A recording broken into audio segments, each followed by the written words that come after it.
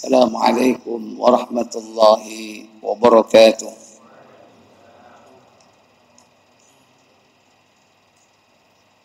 Innal hamdalillah nahmaduhu wa nasta'inuhu wa nastaghfiruh wa na'udzu billahi min shururi anfusina wa min sayyiati a'malina. Man yahdihillahu fala mudilla lahu wa man yudlil fala hadiya lahu. Wa asyhadu an la ilaha illallah wahdahu la syarika lah wa asyhadu anna Muhammadan abduhu wa rasuluh. Allahumma salli wa sallim wa barik ala Muhammadin sallallahu alaihi wa ala alihi wa ashabihi wa man tabi'ahum bi ihsanin ila yaumiddin, amma ba'd.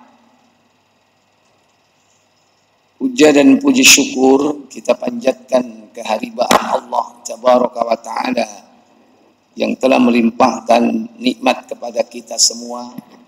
Pada malam yang berbahagia ini dipertemukan kita kembali dalam keadaan sehat walafiat.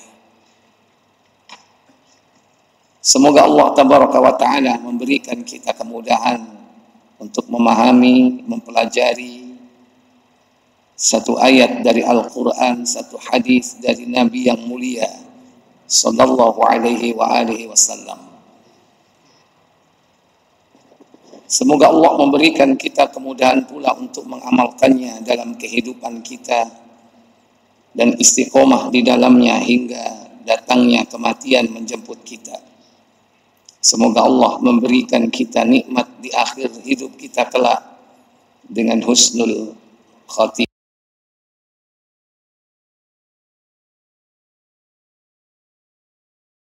Kepada junjungan kita baginda Nabi Muhammad sallallahu alaihi wasallam, demikian pula untuk keluarga dan keturunan beliau, para sahabatnya dan seluruh pengikutnya hingga tegaknya hari pembalasan. Ikhwatal iman, Bapak Ibu, saudara-saudari yang dirahmati Allah Tabaraka wa Ta'ala, malam ini kita melanjutkan pembahasan tentang memahami doa-doa yang kita baca di dalam surah Al-Fatihah. Doa yang kita ucapkan di dalam surah Al-Fatihah yaitu permintaan seorang hamba kepada Allah, khususnya pada 3 ayat terakhir, dimulai dari ihdinas siratal mustaqim,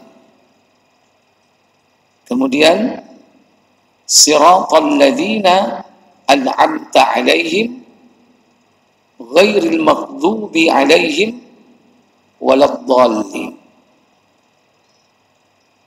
Inilah 3 permintaan. Yang pertama yaitu meminta jalan yang lurus. Tidak lain adalah al-Islam. Jalan yang lurus adalah Al-Quran dan As-Sunnah. Jalan yang lurus adalah Tauhid. Inilah yang kita minta setiap saat, minimal 17 kali. Sehari semalam. Kemudian siratal ladzina an'amta alaihim, jalan orang-orang yang telah diberi nikmat atas mereka. Inilah penjabaran daripada siratal mustaqim itu sendiri. Jalan yang lurus itu adalah jalan yang Allah berikan nikmat atas 4 kelompok manusia. Masih ingat kemarin? Disebutkan apa saja? Catatannya?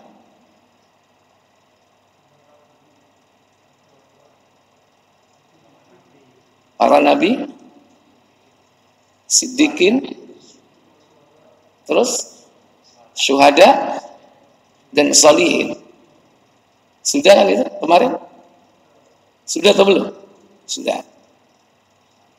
Jadi ada 4 kelompok manusia yang disebutkan oleh Allah dalam surah apa itu kemarin? Surah An-Nisa ayat yang ke-69. Mereka yang telah mendapatkan nikmat itu adalah para nabi, para siddiqin, kemudian orang-orang yang mati syahid, para syuhada, dan orang-orang saleh. Mereka itulah teman yang terbaik dalam kehidupan dunia ini. Kemudian permintaan kita kepada Allah setelah diberikan jalan yang lurus, kita berlindung kepada Allah agar jangan mendapatkan jalan kebalikan dari yang lurus, jalan yang bengkok. Disebutkan dengan kalimat ghairil maghdubi alaihim, bukan jalan orang-orang yang telah kau murkai atas mereka. Siapa yang dimurkai di situ?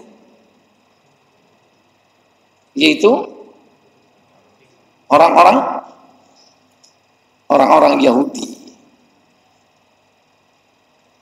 Mereka adalah al-maghdub yang dimurkai oleh Allah. Apa sebab-sebab dimurkai? Banyak disebutkan dalam Al-Quran. Sebab orang-orang Yahudi dimurkai oleh Allah Tabaraka wa Ta'ala. Disebutkan dalam surah, yaitu surah yang ke-5 Al-Maidah pada ayat 60. Kata Allah, hal unabbi'ukum bisyarrim min dzalika mathubatan 'inda Allah man la'anahu Allah wa ghadiba 'alaihi wa ja'ala minhumul qiradata wal khanazira wa 'abadat taghut. Sudah ketemu? Silakan. Apa kata Allah? Ayat 60.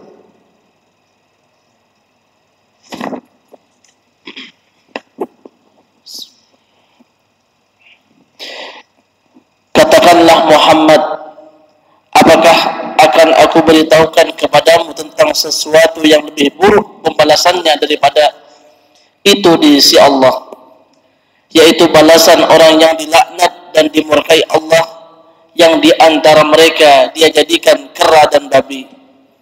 Di antara mereka ada pula yang menyembah tauhid, mereka itu lebih buruk tempatnya dan lebih tersesat dari jalan yang lurus. Iya. Kata Allah, hal unabbi'ukum, qul, katakan Muhammad, hal unabbi'ukum bisyarrim min dzalika mathubatan 'inda Allah. Apakah akan kuberitahukan kepadamu tentang orang yang paling buruk pembalasannya di sisi Allah? Siapa mereka? Man la'anahullahu, orang-orang yang telah dilaknat oleh Allah, wa ghadiba alaihi, dan telah dikutuk oleh Allah, wa ja'ala minhumul qiradata wal khanazir, di antara mereka itu ada orang-orang yang diserupakan atau dikutuk oleh Allah menjadi kera dan babi. Wa abadat tauhid, dan juga para penyembah berhala. Jadi salah satu di antara bentuk kutukan Allah itu dia dijadikan sebagai orang yang menyembah berhala, menyembah tauhid.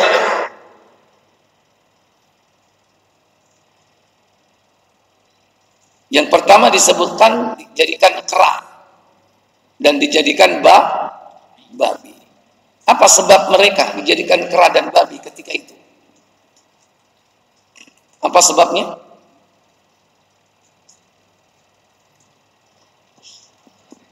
Ya,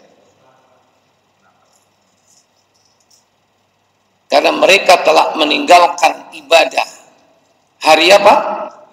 Hari Sabtu. Dalam surah Al-Baqarah, surat kedua, ada ayat 65. وَلَقَدْ عَلِمْتُمُ الَّذِينَ اعْتَدَوْا مِنْكُمْ فِي السَّبْتِ فَقُلْنَا لَهُمْ كُونُوا قِرَدَةً خَاسِئِينَ. Apa kata Allah? Dan sungguh kamu telah mengetahui orang-orang yang melakukan pelanggaran di antara kamu pada hari Sabat. Lalu kami katakan kepada mereka, jadilah kamu kera yang hina.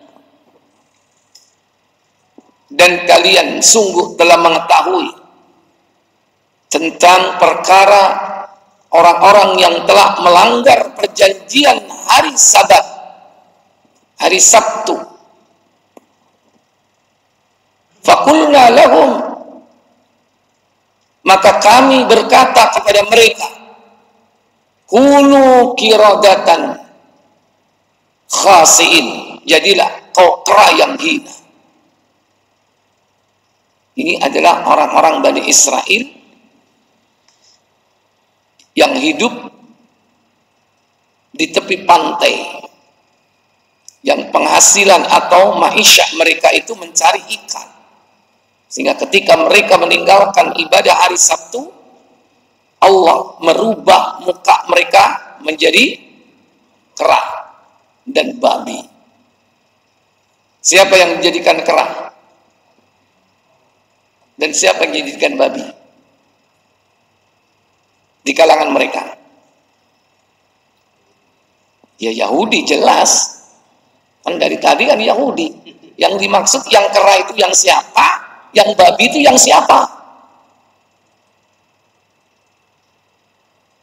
Kemarin dibaca tafsirnya belum?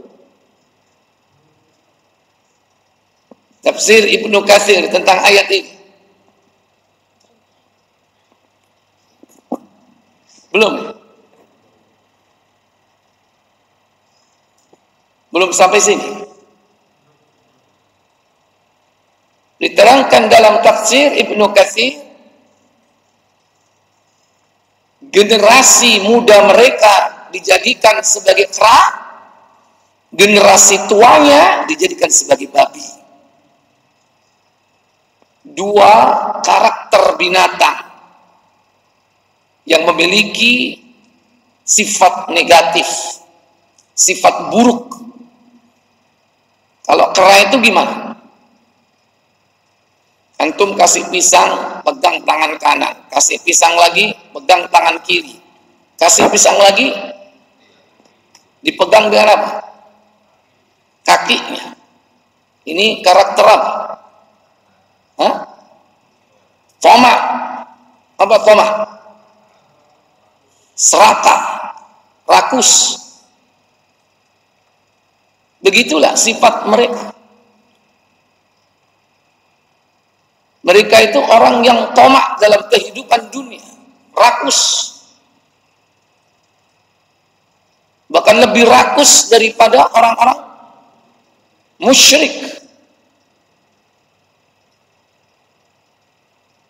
Saking tomaknya, rakusnya kepada kehidupan dunia ini, dia berharap dipanjangkan usianya. Sampai berapa tahun? 1000 tahun. Disebutkan dalam Al-Baqarah ayat 96 kan.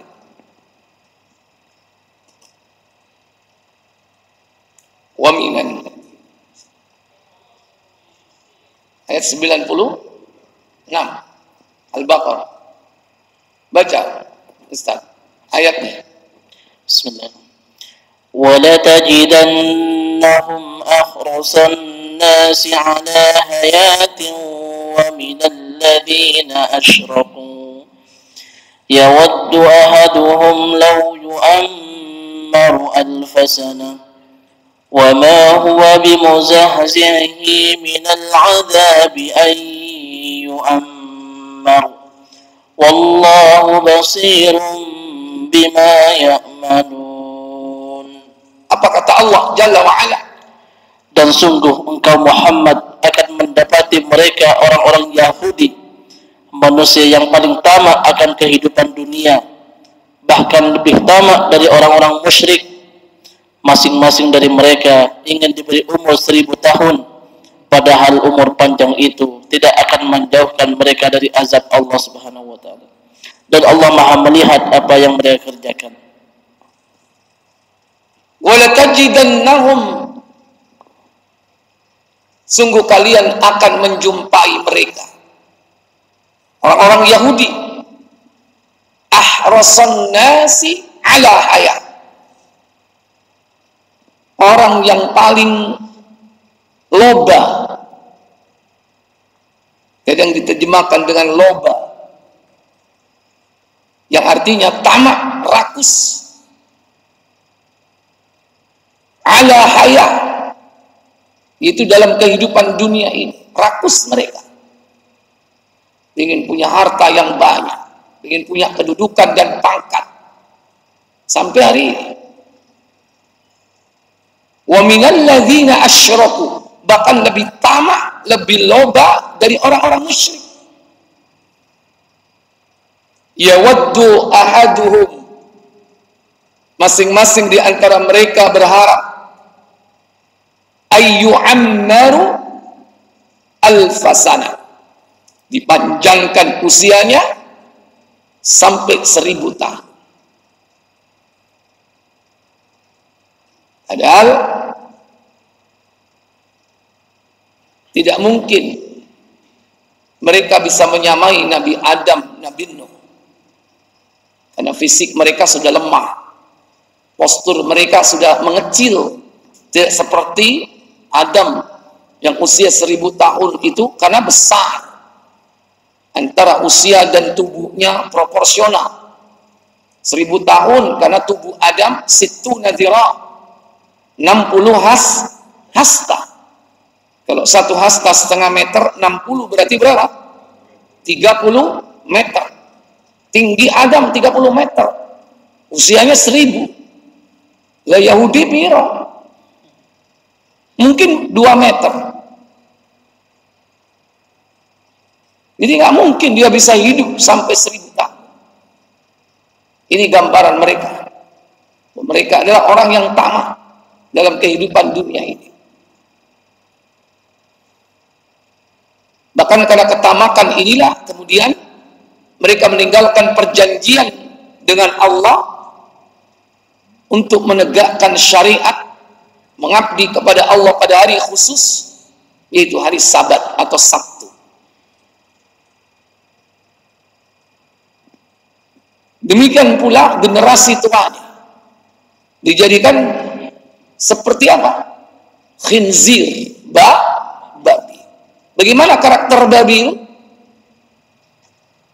Menjijikkan, kotor, dan tidak punya kecemburuan.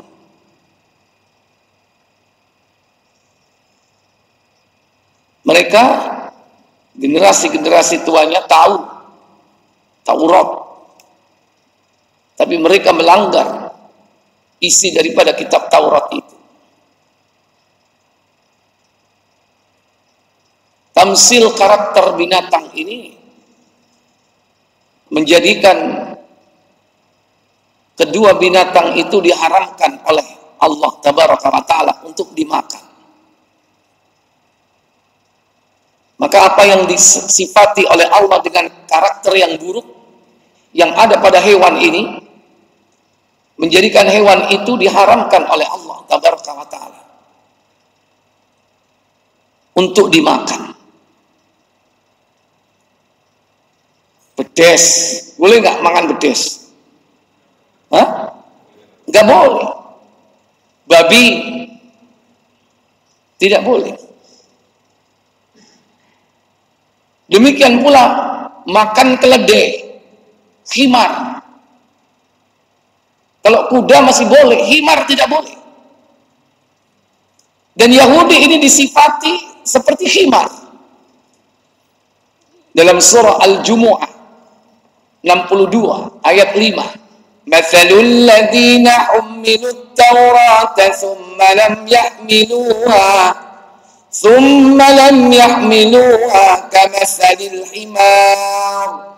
kamathalil himar yahmilu asfara bi'sa mathalul qaumil ladzina kazzabu biayatillah wallahu la yahdil qaumadh dhalimin. Apa kata Allah?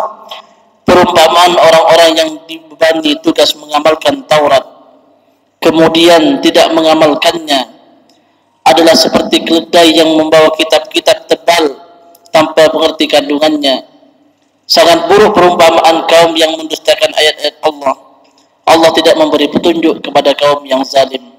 Ya. Perumpamaan mereka seperti keledai yang memikul kitab-kitab besar di atasnya. Keledai tahu nggak apa yang dipikulnya itu? Sekalipun itu kitab berisi ilmu yang tinggi nilainya, nggak ngerti apa-apa. Itulah perumpamaan orang yang diberi oleh Allah kitab tapi tidak dimanfaatkan dengan sebaik-baiknya. Demikian pula dia dikutuk oleh Allah menjadi penyembah tauhid, wa 'abadat tauhid, wa ja'ala minhumul qiradata wal khanazir. Kera dan babi, cuman kera dan babi ini dia tidak beranak pinak, dia tidak melahirkan keturunan, hidupnya cuman berapa hidup dari orang-orang Yahudi yang dikutuk menjadi kera dan babi? Cuman 3 hari hidupnya. Dia tidak makan, tidak minum. 3 hari tidak makan, tidak minum. Akhirnya apa? Mati. Mati mereka. Tidak beranak pinak. Jadi tidak sampai kemudian berketurunan. Dan dijadikan kera dan babi itu bukan persis langsung seperti babi dan kera, enggak. Jadi tubuhnya masih tegak seperti manusia. Tapi wajahnya babi. Tubuhnya tegak seperti manusia tapi banyak bulunya. Wajahnya monyet. Jadi mereka berjalan tegak.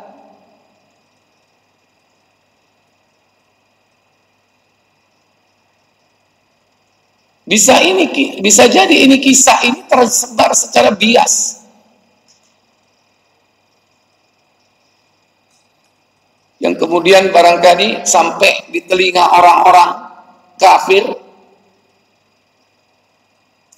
Kemudian ada cerita-cerita yang mirip. Mungkin juga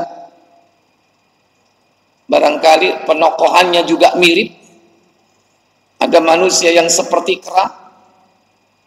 Ada yang manusia seperti babi, seperti kera apa? Hah? Mungkin Sunggokong temannya Kipat Keh. Babi atau tidak? Babi. Bisa jadi cerita itu sampai kepada mereka. Padahal ini cerita yang hak di dalam Al-Quran.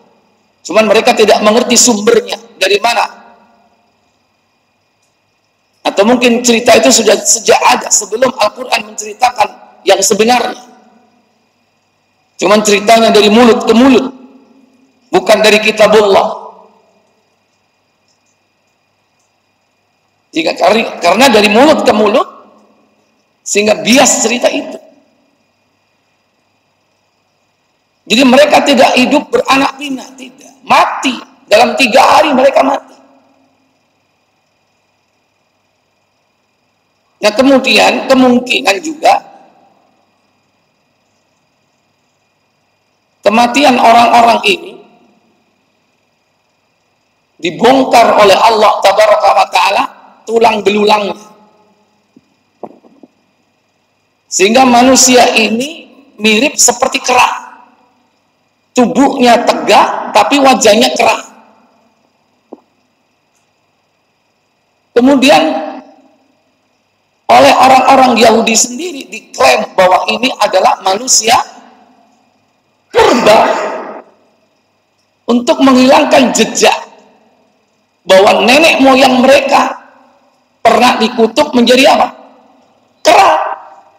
Dibuatlah teori bahwa manusia itu seketurunan kera. Muncullah teori evolusi. Siapa yang buat teori itu?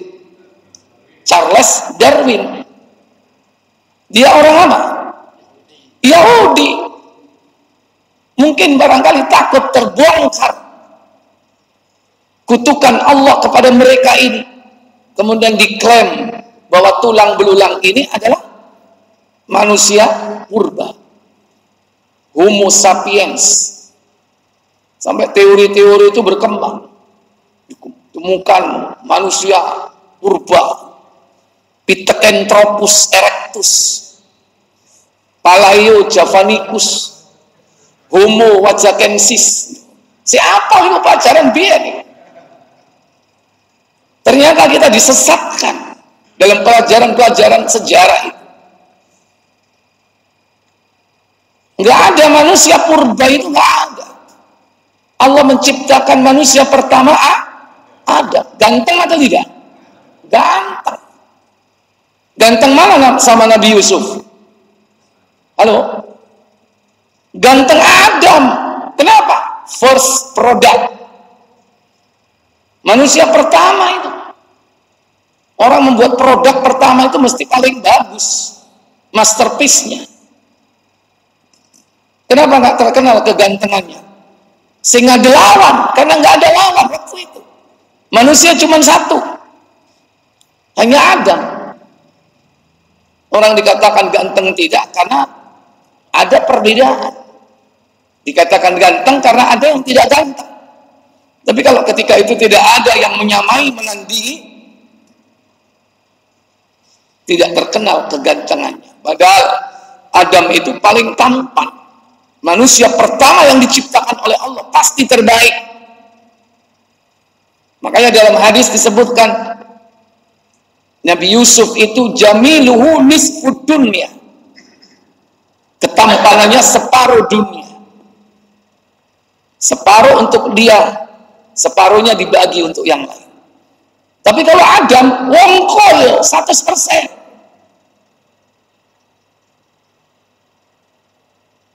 Jadi nggak ada manusia purba. Manusia pertama ya Adam. Itu hanya teori yang dibuat-buat untuk menutupi sejarah masa lalu, di mana nenek moyang mereka pernah dikutuk menjadi kera. Dan Allah mengutuk mereka menjadi penyembah tauhid. Apa tauhid itu? Ma'ubida bi ghairillahi fahuwa tauhid. Apa saja yang diibadai, siapa saja yang diibadai selain daripada Allah, dia adalah tauhid. Bisa dari kalangan jin, bisa dari kalangan manusia. Termasuk orang yang mendakwahkan dirinya mengerti perkara yang gaib, itu tauhid. Termasuk orang yang mengajak orang lain untuk menyembah dirinya, itu adalah tauhid. Termasuk orang yang ketika manusia menyembah dirinya, menyembah orang itu, maka orang itu rela dan ridho, itu tauhid. Pemukanya adalah iblis dari kalangan jin, juga ada dari kalangan manusia. Bagaimana orang-orang Yahudi menyembah tauhid?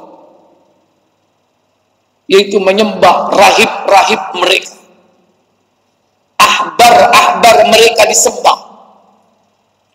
Dalam surah At-Taubah 9 pada ayat 31, ittakhadhu ahbarahum wa ruhbanahum arbaban min dunillah wal masih ibn maryam wa ma umiru illa liya'budu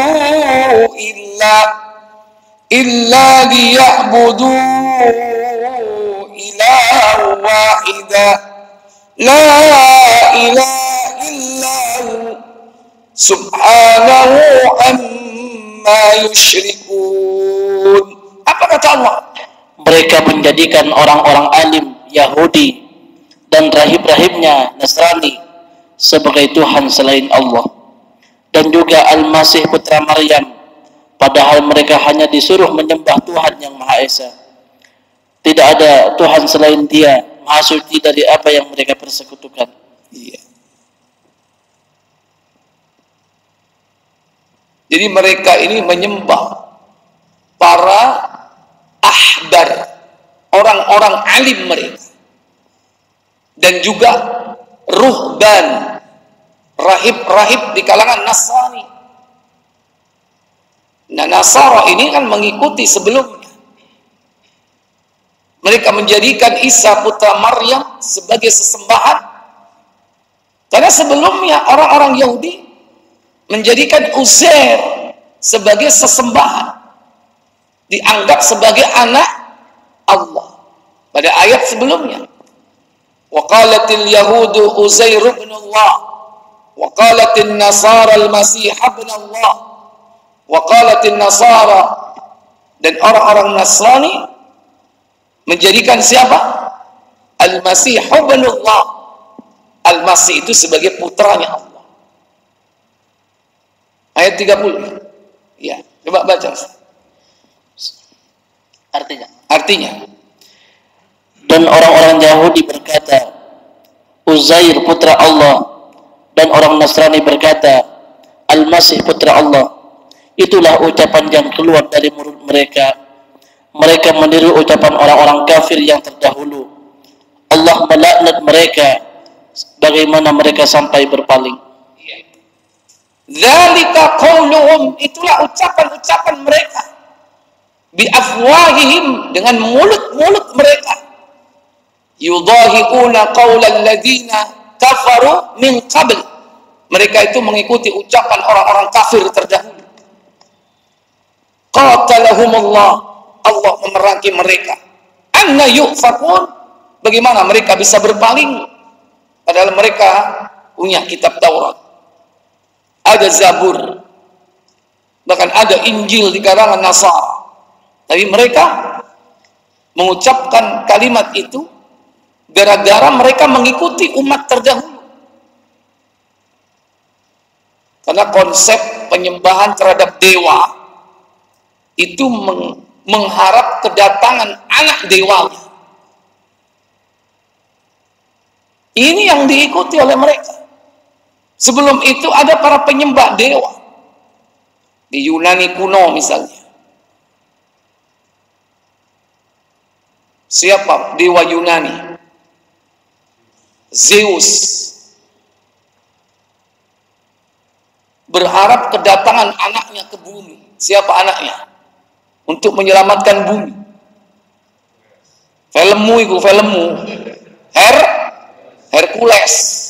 Hercules itu anak dewa Zeus yang dikirim ke bumi untuk menjadi juru selamat. Konsep inilah yang kemudian diikuti oleh orang-orang Yahudi. Padahal mereka punya Taurat, punya Taurat, punya Zabur. Diikuti lagi oleh siapa? Nasrani. Yahudi menjadikan Uzair sebagai anak Allah, sebagai juru selamat. Nasara juga begitu, menjadikan Isa putra Maryam dianggap sebagai anak Allah yang menyelamatkan kehidupan manusia. Ini kan konsep berhala itu. Makanya dikatakan dalam ayat itu mereka mengikuti ucapan orang-orang sebelumnya. Bagaimana bisa berpaling dari kitab mereka? Padahal banyak para nabi di kalangan mereka, banyak rasul di kalangan mereka, ada kitab yang ada di tangan mereka. Makanya Allah mengancam mereka, jika tidak mau berhenti itu pasti akan diberikan dengan ancaman azab yang pedih. Wa abadat tauhid, dikutuk menjadi penyembah berhala. Sampai hari ini banyak di kalangan mereka yang menyembah berhala. Mereka mengikuti penyembahan kepada iblis. Mereka menyembah iblis. Banyak di kalangan mereka yang masuk kelompok-kelompok hitam, kelompok-kelompok yang menyembah iblis. Apalah disebut Baphomet lah, ya, atau menyembah iblis, yaitu kelompok Kabalah, menyembah kepada iblis. Dan dengan cara itu mereka mendapatkan kemenangan hari ini, menguasai dunia. Sekalipun mereka tidak terang-terangan, tapi mereka di balik layar menyesatkan kehidupan umat manusia. Demikian pula, di samping kita bermohon kepada Allah untuk tidak mendapatkan jalan orang-orang yang telah dimurkai oleh Allah, kita memohon kepada Allah agar tidak diberi jalan orang-orang yang sesat, ad-dallin. Siapa jalan orang-orang yang sesat itu? Jalan orang-orang yang beramal tapi tanpa dasar ilmu. Adapun yang dimurkai, mereka berilmu tapi tidak diamalkan. Yahudi digambarkan seperti keledai yang dulu dipikul di atasnya kitab-kitab yang hebat. Mereka berilmu tapi tidak diamalkan. Sementara orang-orang Nasara kebalikannya, mereka beramal tapi tidak didasarkan ilmu. Pengennya benar, pengennya baik, tapi tidak ada ilmunya. Karena orang-orang Nasara, mereka adalah orang-orang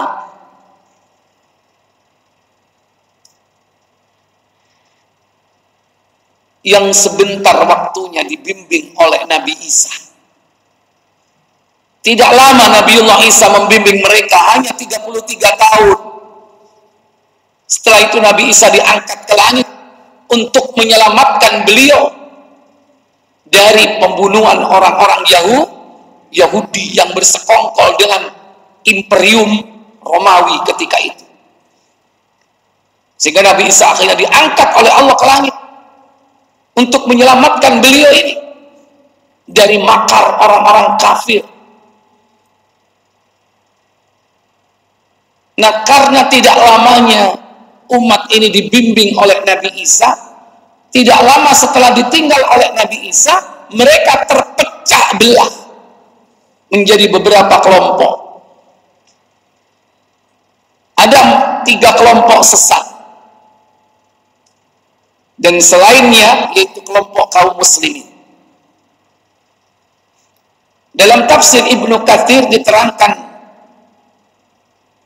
tentang surah An-Nisa, surah yang keempat, yaitu ayat yang ke-157. Allah Tabaraka wa Ta'ala berfirman, wa qawlihim inna qatalna al-masih ibn maryam rasulullah وَمَا قَتَلُوهُ وَمَا صَلَبُوهُ وَلَكِنْ شُبِّهَ لَهُمْ وَإِنَّ الَّذِينَ اختلفوا فيه لفي شك منه ما لهم به من علم ما لهم به من علم إلا اتباع الظن وما قتلوه يقينا. Apa kata Allah? Dan kami hukum juga karena ucapan mereka, sesungguhnya kami telah membunuh Al-Masih Isa putra Maryam, Rasul Allah, padahal mereka tidak membunuhnya dan tidak pula menyalibnya, akan tetapi yang mereka bunuh adalah orang yang diserupakan dengan Isa.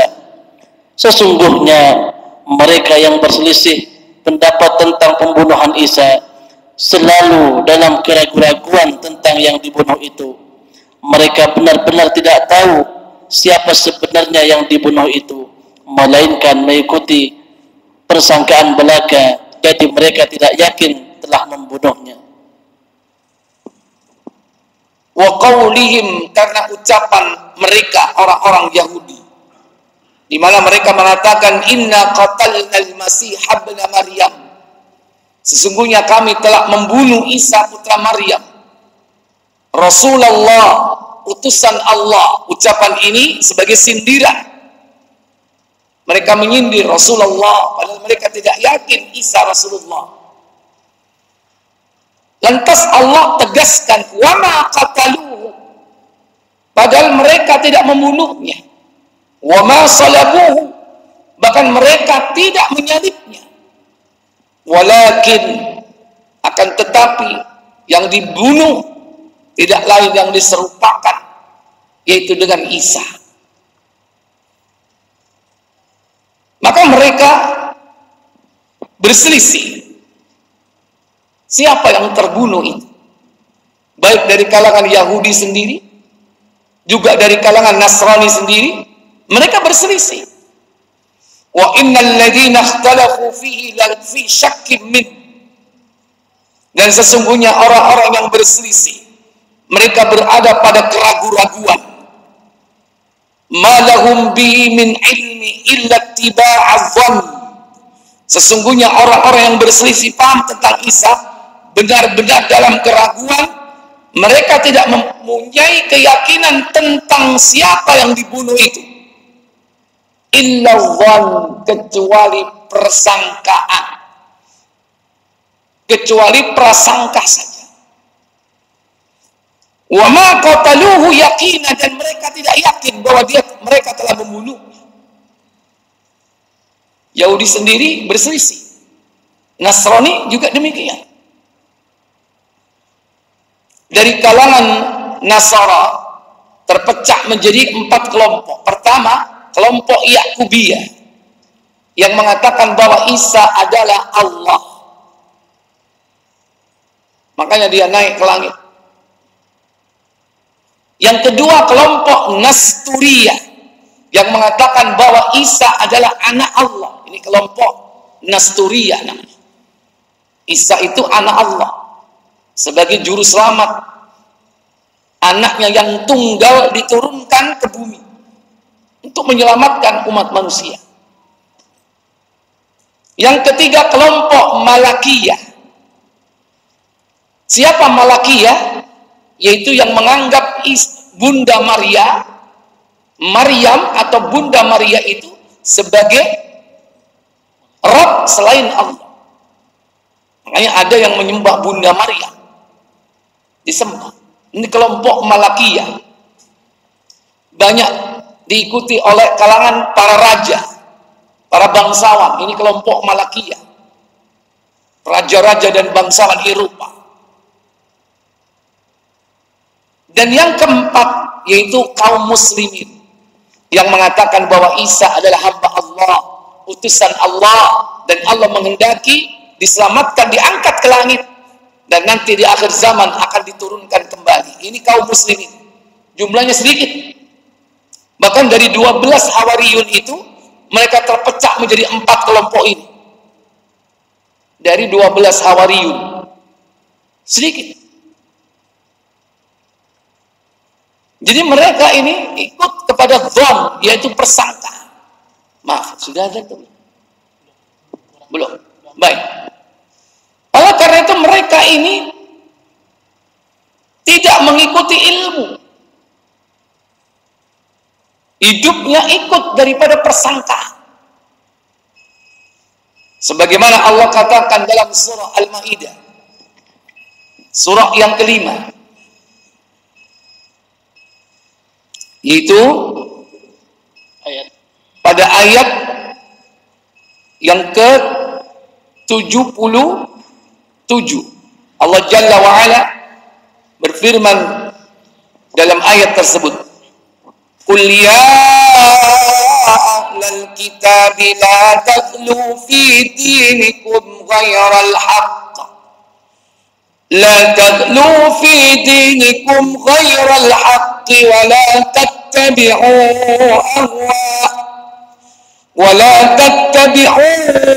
ahwa qaumin قد ضلوا من قبل وأضلوا كثيرا وضلوا عن سواء السبيل. Apa kata Allah? Katakanlah Muhammad, wahai ahli kitab, janganlah kamu berlebih-lebihan dalam urusan agamamu tanpa hak. Janganlah kamu mengikuti hawa nafsu kaum yang benar-benar tersesat sebelum kamu dan telah menyesatkan banyak manusia, serta mereka sendiri pun tersesat dari jalan yang lurus. Qul, katakan Muhammad, ya ahlal kitabi, wahai ahlul kitab, la taghlu fi dinikum, jangan kalian hulu. Apa hulu? Berlebih-lebihan. Fi dinikum, dalam agamamu, ghairal haqqi, dengan cara yang tidak benar. Inilah sikap orang-orang Nasrani, hulu terhadap agama. Salah satu sikap hulu mereka yaitu terhadap Nabi Isa, mengeluarkan kedudukan beliau dari kemanusiaan menjadi ketuhanan.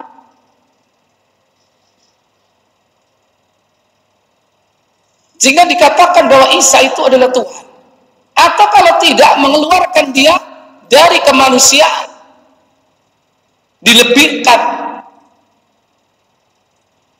Dikatakan bahwa Isa adalah anak Tuhan, anak Allah, ibnullah. Kalau ada anak Allah berarti ada istri dong. Ini anak bojo berarti anak sapa mertua.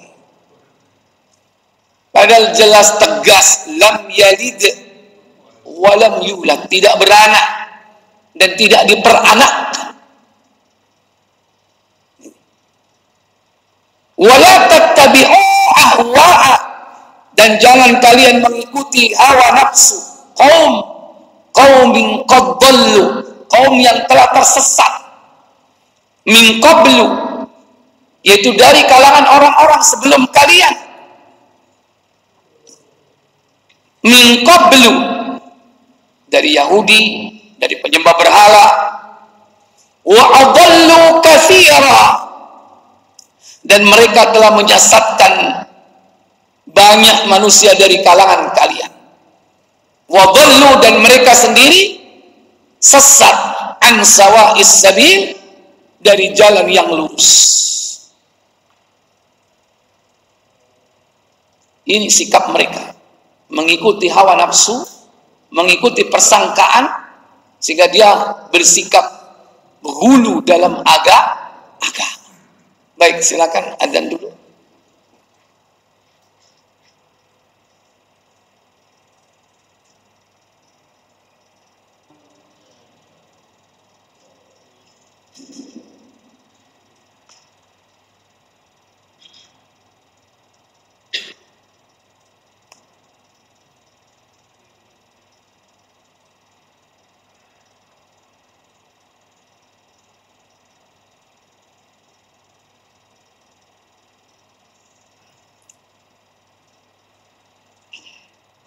Baik Bapak Ibu, saudara-saudari sekalian. Jadi orang-orang ahlul kitab, khususnya yakni orang-orang Nasara, bagaimana sikap mereka terhadap pemuka-pemuka, rahib-rahib, pendeta-pendeta. Sikap hulu mereka terhadap para pemuka-pemuka inilah yang akhirnya menjadikan mereka sesat. Diawali bagaimana sikap mereka terhadap Isa putra Maryam. Itu awal muasalnya. Padahal Nabi Isa sendiri mengingatkan itu. Jangan kalian berlebih-lebihan terhadap aku. Jangan kau memuji-muji. Nabi SAW sendiri mengingatkan bahwa Nabi Isa itu memang dipuji keluar dari batas. Makanya Nabi kita Muhammad juga mengingatkan kita pula. Jangan kita melebihkan beliau seperti orang-orang Nasrani melebihkan Isa putra Maryam. Dalam hadis Muslim Bukhari 1503,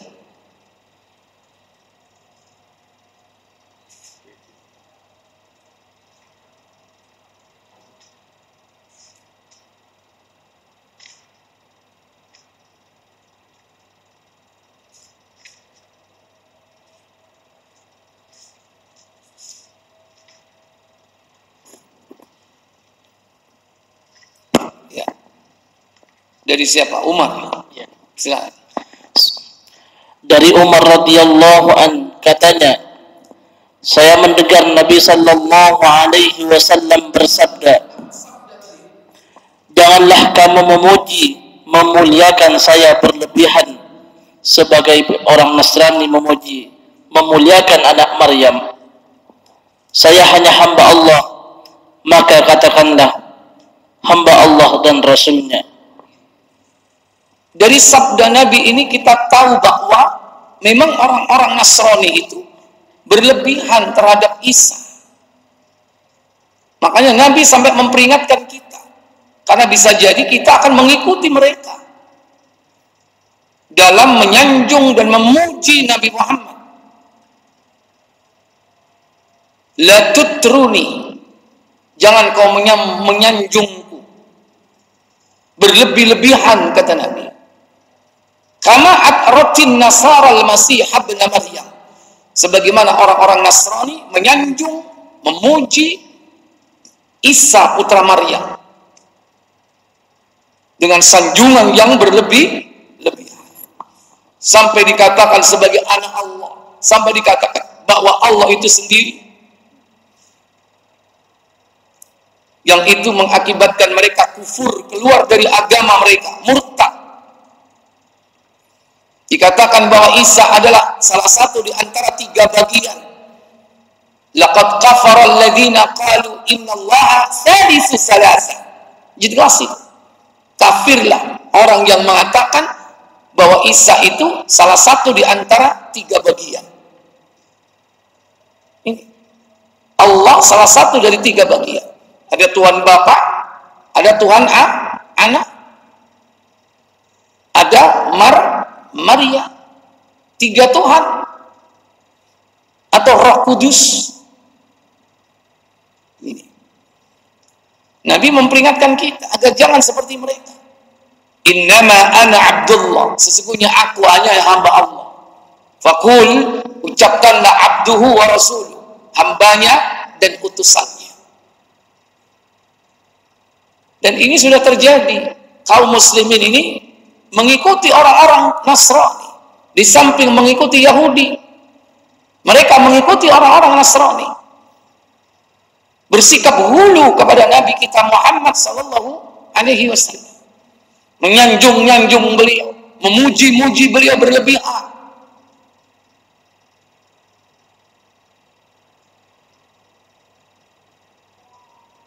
Kadang dimix dengan salawat, dan itu dianggap sebagai salawat, tapi isinya ghulu terhadap Nabi.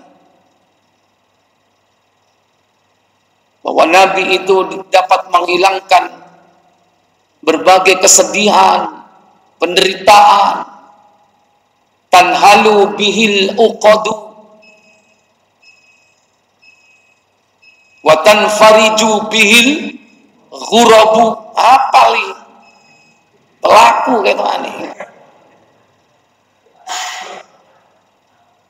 Tanhalu bihi, maka dihilangkan dengan Muhammad itu akan hilang. Mestinya bukan dengan Nabi Muhammad, mestinya yang benar dengan salawat, masih mungkin itu. Tapi kalimatnya bukan bihi, tapi biha. Tanhalu bihal uqadu wa tanfariju bihal ghurabu. Tapi gak ono sing kaya ngono iku, biha itu gak ono. Dianggap aneh sampean. Nyelisihi pakem. Ini pakemnya yaitu ini hulu kepada Nabi kita Muhammad. Ya Imam ar-Rusli anta sanadi, ya sanadi anta babullah. Wahai pemimpin para rasul, wahai sandaran hidupku, engkau adalah pintunya Allah. Hulu berlebihan. Dan itu digiring oleh syaitan akan sampai kepada puncaknya, yaitu apa? Syirik. Hati-hati. Nanti lantas gak ada bedanya kita kaum muslimin dengan orang-orang Yahudi dan Nasara. Makanya kita minta agar jangan menjadi dua kelompok ini, yang dimurkai dan yang tersesat. Tapi fenomena yang ada, kaum muslimin ini sudah mengikuti mereka. Dalam sebuah hadis riwayat Abu Daud, Nabi mengatakan, latatba'unna sanana man qablakum. Sungguh kalian akan mengikuti orang-orang sebelum kalian. Shibron bi shibrin, sejengkal demi jengkal, zira'an bi zira'in, sehasta demi hasta. Lau dahalu juhra dabbin, sekiranya mereka masuk ke dalam lubang biawak, latada'tumuhum, niscaya kalian akan mengikuti mereka. Maka para sahabat bertanya, al-Yahud wan Nasara, apakah mereka Yahudi dan Nasara wahai Rasul? Kata Nabi, faman, siapa lagi kalau tidak mereka yang kau ikuti? Sejengkal demi jengkal, sehasta demi hasta. Oleh karena itu, jangan ikut ambil bagian sebagai pengekor kelompok yang dimurkai dan yang disesatkan atau tersesat ini. Bagaimana caranya? Senantiasa minta pertolongan kepada Allah. Maka hayati, pahami doa kita dalam surah Al-Fatihah itu. Jangan sekedar ucapan di lisan, tapi kita harus memaknai dengan makna yang benar. Siapa al-maghdub dan siapa ad-dallin itu. Itu artinya bahwa apa yang kita ucapkan tidak sekedar doa, tapi ikrar bahwa dalam hidup ini kita jangan mengikuti mereka. Kan ironi, setiap hari dia sholat mengucapkan ghairil maghdubi alaihim waladhdallin, tapi gaya hidupnya mengikuti Yahudi. Cara hidupnya mengikuti Yahudi, cara mencari ma'isyahnya mengikuti mereka. Bagaimana orang Yahudi dalam mencari ma'isyah? Mereka mengambil hak orang lain. Mereka makan riba, itu perbuatan Yahudi. Pencetus riba itu Yahudi sampai hari ini. Mereka menguasai sistem ini. Tapi anehnya dia sholat ghairil maghdubi alaihim, bukan jalan orang yang kau murkai, tapi perilaku Yahudi diikuti. Bertolak belakang atau tidak? Bertolak belakang. Itu bukan hanya doa, itu ikrar agar kita jangan mengikuti mereka. Gaya hidupnya, bagaimana cara bergaul, cara berdandan, cara mendidik keluarga, jangan cara Yahudi. Mereka menghalalkan segala cara. Demikian pula orang-orang Nasrani yang mereka disebut dengan dhalin, sesat. Kita jangan berlebih-lebihan mengamalkan satu amal ibadah yang tidak ada contohnya. Melakukan amalan bid'ah itu adalah kesesatan. Kullu bid'atin dhalalah. Itu mengikuti orang Nasrani, hulu dalam beragama.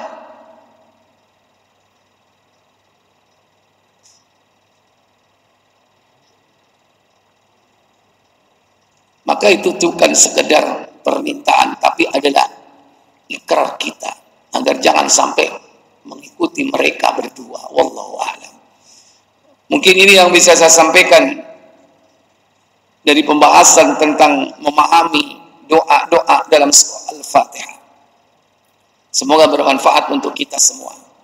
Sebelum saya tutup, mungkin ada pertanyaan? Silakan.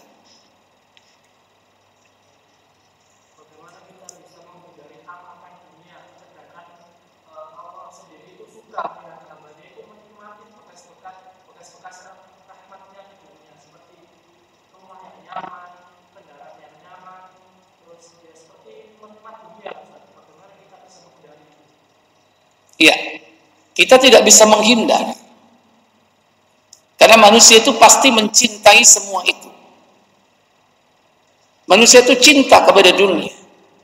Sebagaimana Allah katakan dalam surah Ali Imran ayat 14. Zuyyina lin-nasi hubbus syahawati minan nisa'i wal banin والبنين والقناطير المقنطرة من الذهب والفضة والخيل المصومة والأنعام والحرث ذلك متاع الحياة الدنيا والله عنده حسن المآب. Apa kata Allah? Dijadikan indah bagi manusia kecintaan pada adika, kesenangan yang berupa perempuan, anak-anak, harta benda yang ditimbun tidak sehingga berupa emas, perak, kuda pilihan, binatang ternak dan sawah ladang. Itulah kesenangan hidup di dunia, dan di sisi Allah lah tempat kembali yang baik. Jadi Allah katakan dalam ayat ini, zuyyina linnas, dihiasi kehidupan manusia dengan apa? Hubbun, dengan cinta. Cinta kepada apa? Syahwat, jamak dari sahwat. Syahwat. Apa sahwat? Keinginan. Terlalu banyak keinginan manusia. Tempat ini nggak akan cukup untuk menulis keinginan manusia. Tapi Allah rangkum ada 6 yang pokok. Pertama, minan nisa, keinginan kepada wanita. Terutama siapa ini? Siapa? Seneng mau itu. Siapa? Siapa yang suka wanita? Halo? Laki-laki. Turung rapi kepingin rapi. Wis rapi, ya, pengen dia ini. Pengen tok. Asli ini gak wani. Akhir wani. Wal banin, anak-anak. Cinta kepada anak. Wal qanatiril muqantarati minadz zahab wal fiddah. Cinta kepada harta, emas dan perak. Siapa yang tidak cinta emas perak? Dinar dirham.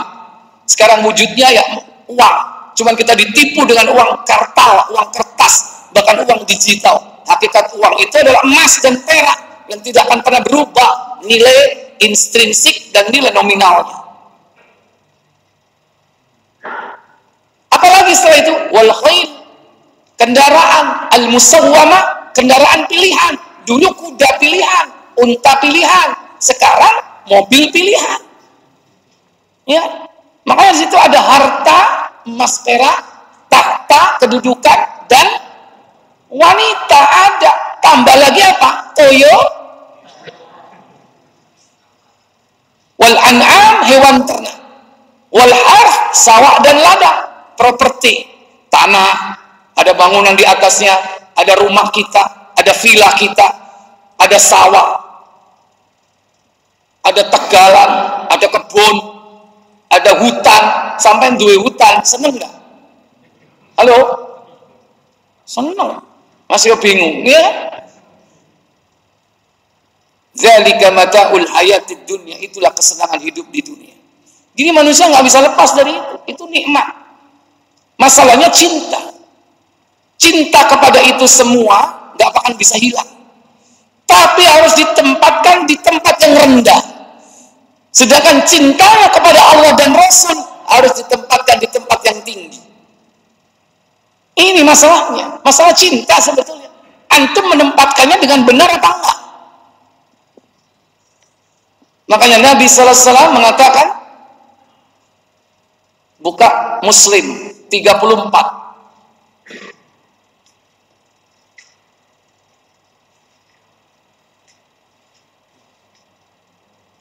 Ada 3 perkara, salasatun man kunna bihi wajada bihi halawatal iman. Jika 3 perkara itu ada pada diri seseorang, dia akan mendapatkan lezat manisnya iman. Dari Anas, silakan. Dari Anas radhiyallahu an, dari Nabi sallallahu alaihi wasallam, sabdanya, ada 3 perkara bila terdapat dalam diri seseorang, maka dia akan merasakan bagaimana manisnya iman. Mencintai Allah dan Rasulnya melebihi daripada yang lainnya. Ini yang pertama. Man kana Allah wa rasuluhu ahabbu ilaihi mimman siwahuma. Mencintai Allah dan Rasulnya melebihi daripada cinta selain keduanya. Jadi harus ditempatkan tempat yang tinggi. Yang lainnya itu di tempat yang rendah. 1. 2. Mencintai orang lain karena Allah semata. Al-mar'a la yuhibbuhu illa lillah. Tidaklah mencintai seseorang melainkan karena Allah. Tidaklah mencintai sesuatu melainkan karena Allah. Mencintai istri karena Allah, mencintai anak karena Allah, mencintai harta karena Allah. Mencintainya itu pun harus karena Allah. Dan yang ketiga, benci menjadi kafir kembali setelah Allah melepaskannya daripada kekafiran itu, sebagaimana bencinya akan dilemparkan ke neraka. Ayyakrahu ayyauda fil kufri, benci kepada kafir atau kekafiran setelah Allah menyelamatkan dia dari kekafiran itu. Setelah Allah menyelamatkan dari kemaksiatan, maka kemaksiatan itu harus dibenci. Maka dia akan mendapatkan lezat manisnya iman. Jadi nggak bisa lepas manusia dari cinta kepada dunia, tapi bagaimana memposisikannya. Jika kau cintai dunia itu melebihi daripada cinta Allah dan Rasul, tunggu kata Allah. Tunggu kata Allah. Apa kata Allah? Buka At-Taubah ayat 24. Allah berfirman, Qul in kana aba'ukum wa abna'ukum wa ikhwanukum wa azwajukum wa ashiratukum wa amwalun iktaraftumuha wa tijaratun takhshawna kasadaha wa masakinu tardawnaha ahabba ilaikum minallahi wa rasulih wa jihadin fi sabilillahi fatarabbasu hatta ya'tiyallahu bi amrih wallahu la yahdil qaumal fasiqin. Katakanlah, jika bapak-bapak, anak-anak, saudara-saudara, istri-istri, kaum keluargamu, harta kekayaan yang kamu usahakan, perniagaan yang kamu khawatiri kerugiannya, dan tempat tinggal yang kamu sukai adalah lebih kamu cintai daripada Allah Allah dan Rasulnya dan dari berjihad di jalannya, maka tunggulah sampai Allah mendatangkan keputusannya dan Allah tidak memberi petunjuk kepada orang fasik. Di sini kan bagaimana kita menempatkan cinta itu. Bukan berarti kita tidak boleh mencintainya, karena manusia tidak mungkin lepas dari cinta terhadap semua itu.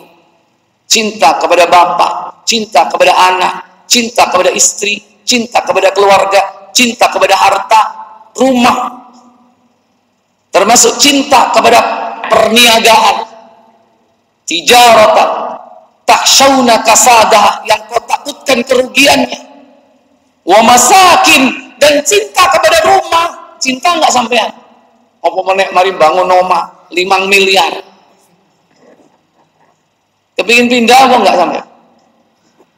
Iso-iso kak budal yang masjid, ya? Bisa jadi itu.